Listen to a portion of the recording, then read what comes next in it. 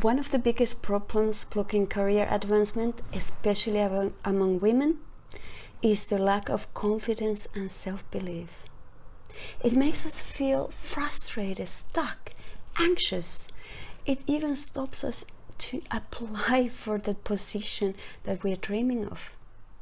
We're thinking, well, if I'm good enough, if I deserve it, they will give it to me. That never happens. And then we blame ourselves. We say, maybe I wasn't good enough. Now, in this world, having skills and knowledge and doing hard work is not anymore enough.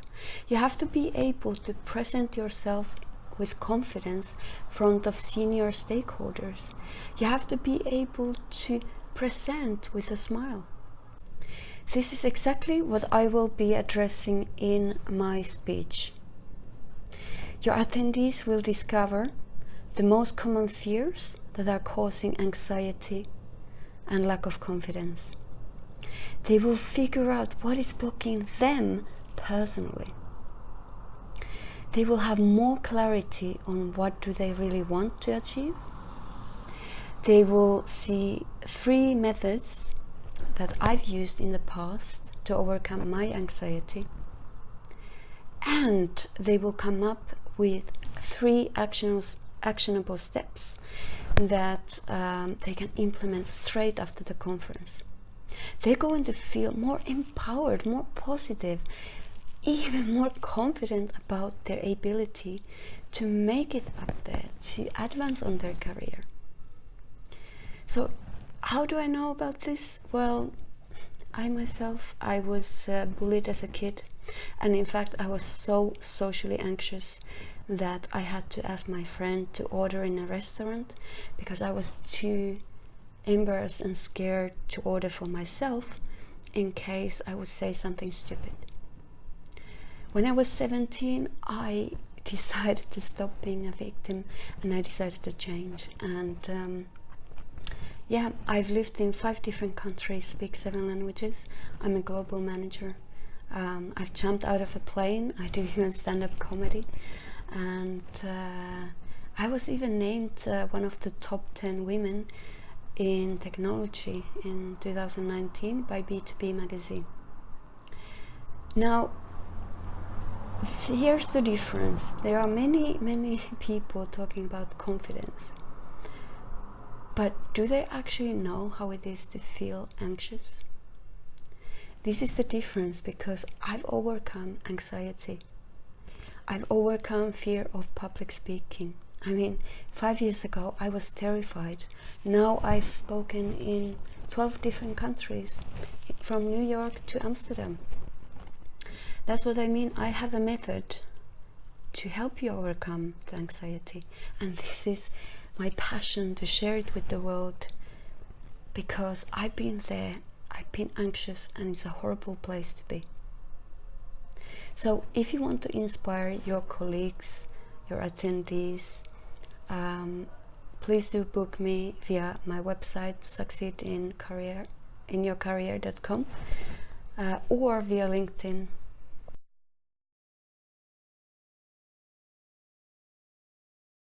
Before I start, let's address the elephant in the room. You must be thinking, why the hell is someone from Finland talking about emotional intelligence, right? I wouldn't say that we're a country of expressive people, like, Kimi Räikkönen from Formula 1. Yeah, he's actually really expressive to be a Finn. When he won the world championship, he looked like this. Oh, outrageous! Just there were children watching. Okay. In fact, we're not really polite either. In fact, the word please doesn't even exist in Finnish. Why? Because it's useless. And I guess that's why Oliver Twist was never really a big hit in Finland. Please, sir, can I have some more? Translates in Finnish to soup. I would have agreed that my emotional intelligence was 0 like 20 years ago. In fact, I'm from a small town in Finland, from Lapland, and I was bullied as a kid. I was told that I was worth nothing. I'm never gonna get anywhere. I was ugly, horrible, and in fact, I got so shy that I even got bad grades because I didn't want to speak in front of the class. It was horrible. I had no friends, so I got really good grades, but I had no friends. My emotional intelligence was really, really bad. But then when I was 19, I decided to change because I realized that what people said about me in this small town didn't define who I was, right? So I decided to change, and yeah. Oh, thank you. This might sound weird because I'm a digital person, but I think more digital we become and more we are on WhatsApp, etc. More and more the face-to-face experiences are the ones that are most valuable, and that's where you really make an impact for people. Because all this technology gets us really disconnected of, even the users. They go to communities, etc., and that's why the communities, you need to build on that one. People, they feel like they need to belong to something, and right now the generation Z, etc., they're actually struggling to make real friends because they're so used to just using online that, for example, this university, they were saying that it's really difficult to get the fresh men to actually, people who just start the university, they're really lonely, they don't have any friends because they don't know how to interact with people. And I think that's why we should keep on doing face-to-face events, etc., because that's where you can find friends, you can really experience something, and you're not just behind a screen. Funny story, my friend has an Alexa, and he has 2 parrots, and he started doubting there's something wrong or something's weird, so he actually put a video camera. And one of the parrots had learned how to say, turn lights on, turn lights off. So he was thinking this, like, I left, but the lights were closed, that they were off.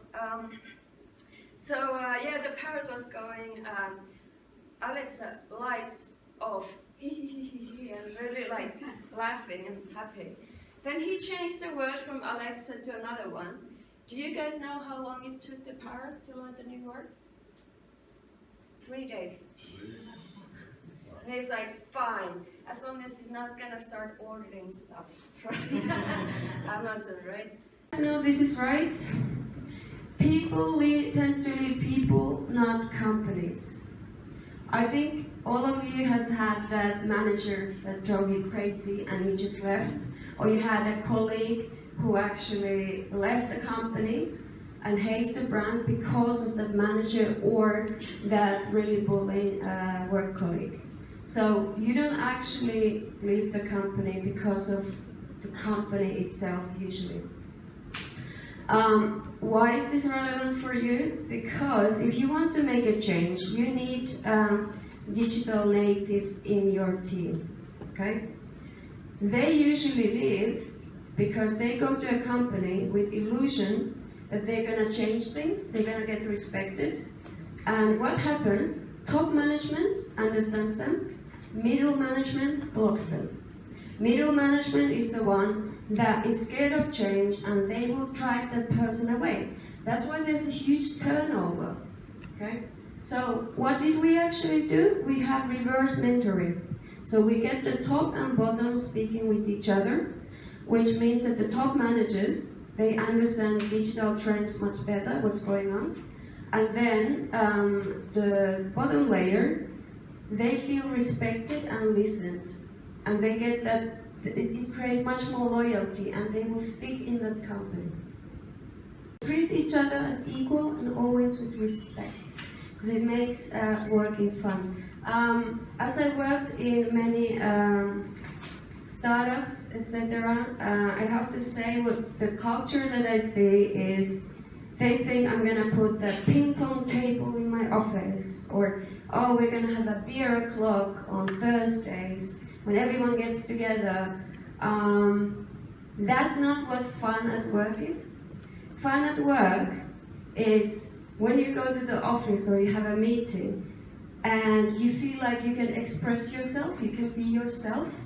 Your opinion is respected, you're having fun and banter with your colleagues because they get you, they understand you. That's when people get more creative. That makes working fun.